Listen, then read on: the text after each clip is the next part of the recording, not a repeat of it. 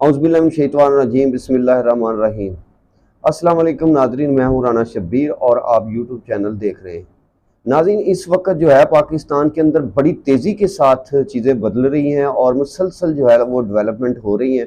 एक तो शंघाई तावन तंजीम का पाकिस्तान में इजलास हो रहा है और इस इजलास की जो है वो कितनी अहमियत है इस पर भी हम बात करेंगे। दूसरी बात यह है कि हुकूमत जो है वो इमरान खान पर जिस तरह उन्होंने पाबंदी लगा रखी है, एक ही उनका मुतालबा है पीटीआई के लोगों का कि इमरान खान के साथ जो है वो मुलाकात करवाई जाए, उनकी सिस्टर की मुलाकात करवा दी जाए, उनके डॉटर्स की मुलाकात करवा दी जाए, या पार्टी के दीगर लोगों की जो है वो बातचीत करवा दी जाए।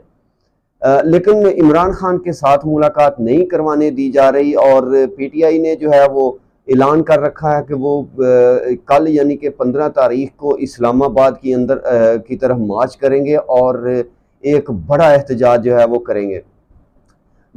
लेकिन हुकूमत जो है वो मुलाकात नहीं करवा रही, बल्कि वो ये कह रहे हैं कि अगर आप ऐसे मौके पर इस्लामाबाद के अंदर एहतजाज करेंगे तो ये गद्दार हैं, ये मुल्क की तरक्की नहीं देखना चाहते, मुल्क आगे बढ़ रहा है, पाकिस्तान को बड़े प्रोजेक्ट मिलने वाले हैं। इस तरह की बातचीत जो है वो पाकिस्तान में हो रही है और ये बिल्कुल फरसुदा बातें हैं सारी, कोई अहमियत नहीं है, इस पाकिस्तान को कुछ नहीं मिलने वाला। और ये इस तरह की जो कॉन्फ्रेंसेस होती हैं वो मुल्कों के अंदर होती रहती हैं, इससे कोई बहुत ज़्यादा फ़र्क नहीं पड़ता। पाकिस्तान के कोई इतने ज़्यादा आइडियल हालात नहीं है कि यहाँ लोग आकर इन्वेस्टमेंट करेंगे। पिछले 4-5 माह का अगर आप डाटा चेक करते हैं तो पाकिस्तान से सैकड़ों की तादाद में लोग जो हैं वो बाहर चले गए हैं। दुबई में आप चेक करें कि 4000 से ज़ायद कंपनियां जो है वो रजिस्टर्ड हुई हैं और वो सारे पाकिस्तानी हैं और वो अपनी इन्वेस्टमेंट वहाँ पर ले गए। इस वक्त ज़र मुबादला के ज़खायर जो पाकिस्तान के हैं वो ख़तरनाक हद तक गिर चुके हैं। मुल्क के अंदर खाना जंगी का माहौल बना हुआ है और हुकूमत कह रहे हैं कि जी हम मुलाकात नहीं करवाएंगे। लगता है ऐसे है और ये मुख्तलिफ सहाफ़ी इस पर बात भी कर रहे हैं कि हुकूमत चाहती है कि ये लोग इस्लामाबाद आएँ, ये एक ट्रैप की तरह है और वहाँ जो है अपने लोगों को भेजकर कोई ऐसा कारनामा सर अंजाम वो देने की कोशिश करेंगे जिससे मुल्क के अंदर हालात ख़राब होंगे, फसादात की सी पोजीशन होगी और उसके बाद सारा मलबा जो है 9 मई की तरह के इल्ज़ामात लगाकर पीटीआई जो है उसको बैन किया जाएगा या उसके ऊपर मज़ीद पाबंदियाँ लगाई जाएंगी। लेकिन अच्छा, ये तमाम चीज़ें मीडिया का काम है लोगों तक पहुँचाना। मीडिया जो है वो 5वां स्तून कहा जाता है रियासत का, लेकिन हमारी रियासत का ये जो 5वां स्तून है ये तो हुकूमत के प्रोपेगेंडा के टूल के तौर पर काम कर रहा है। पाकिस्तान का मीडिया इस वक्त जो है वो इतना अपनी बेगैरती की तमाम हदें पार कर चुका है। ये भी कहा जाता है कि मीडिया जो है वो अवाम के कान होता है, वो अवाम की आंख होता है। ना वो अवाम की आंख है, ना वो अवाम के कान है। इस वक्त वो हुकूमत के लिए काम कर रहा है, सिर्फ वो प्रोपेगेंडा कर रहा है। जो हुकूमत कहती है मीडिया वही कह रहा है। मीडिया पर बैठे हुए लोगों को इस चीज़ का ज़रा भी अंदाज़ा नहीं है और वो खबरों को गलत अंदाज से पेश कर रहे हैं कि इस वक्त जो ठीक खबरें, जो सही चीज़ें हैं वो लोगों के सामने रखनी चाहिए, पेश करनी चाहिए, लोगों को ये बात बतानी चाहिए। हुकूमत को मीडिया का काम है मजबूर करे कि इमरान खान की मुलाकात करवानी चाहिए।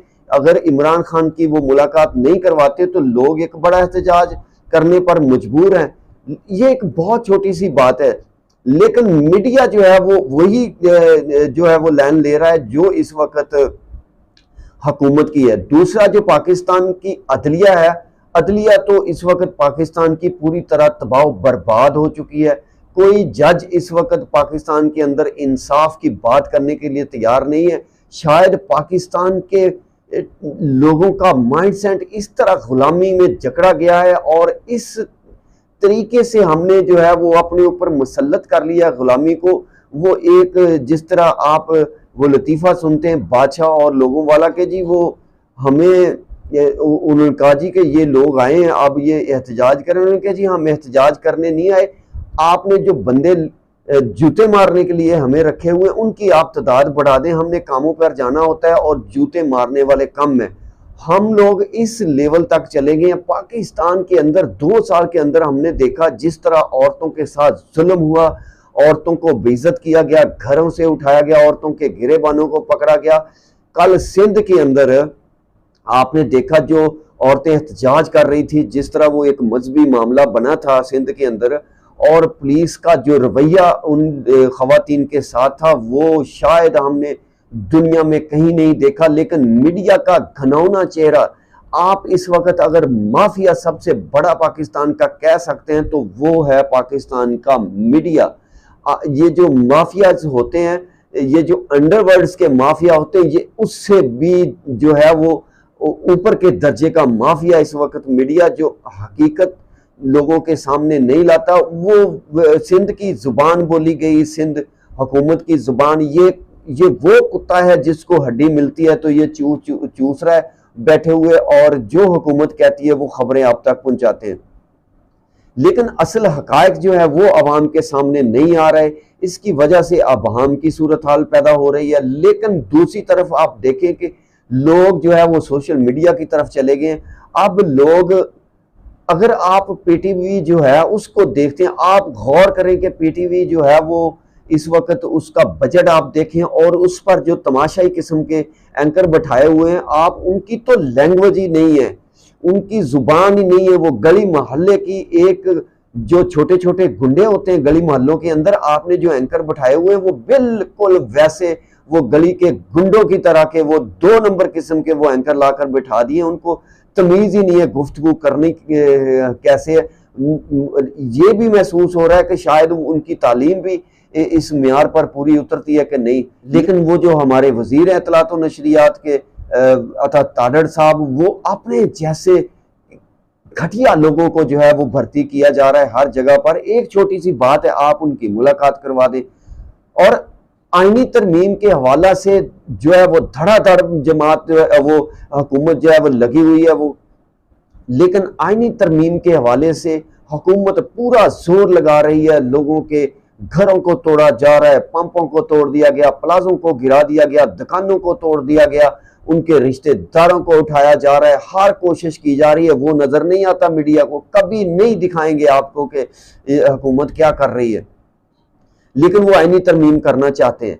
अरसा दराज से मैं वैसे जाती तौर पर यह समझता हूं, और पीटीआई के भी कुछ दोस्तों का ख्याल है, मीडिया के अंदर बैठे हुए भी चंद लोगों का जो आज़ाद मीडिया है, वो जो यूट्यूब पर काम करते हैं, मैं उनकी बात कर रहा हूं। बाकी तो माफिया, उनको तो मैं मीडिया कहता ही नहीं हूं। उनका भी यही ख्याल है कि मौलाना Fazlur Rahman end of the day जो है वो हुकूमत के साथ चले जाएंगे और उनके लोग उनको वोट कास्ट कर देंगे। फेस सेविंग जो है वो ढूंढ रहे हैं, वो एक बयानिया ढूंढ रहे हैं कि हम किस तरह जो है वो मौलाना फजलुर रहमान लोगों के गुस्से से बच सकें, क्योंकि इसी तरह अगर वो वोट कास्ट करते हैं तो इससे उनकी बहुत बदनामी होगी, उनकी सियासत खराब होगी। अपनी सियासत को बचाने के लिए वो शायद इस तरह का बयानिया तरतीब देना चाहते हैं कि वो वोट दे, और वोट देने के बाद वो इस तरह के बयानात भी दे जिससे लोगों को ये लगे कि मौलाना साहब जो है वो हक और सच की खातिर खड़े हुए थे। लेकिन लग नहीं रहा कि मौलाना साहब जो है वो हक और सच का रास्ता लेंगे, वो भी इसी के अंदर वो सारी 2 नंबरी कर रहे हैं।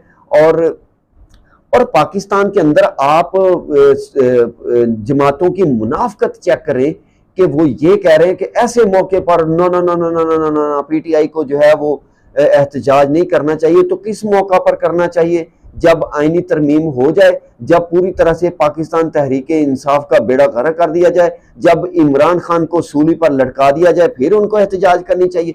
शर्म होनी चाहिए। इस मुनाफिकाना इनका जो ज़हन है, गुलामाना, इससे बाहर निकलने की जरूरत है। बिल्कुल जमात तहरीक इंसाफ को जो है वो बिल्कुल जो है वो तहरीक इंसाफ को एहतजाज करना चाहिए, भरपूर किस्म का एहतजाज करना चाहिए, लेकिन पुरअमन तरीके से करना चाहिए।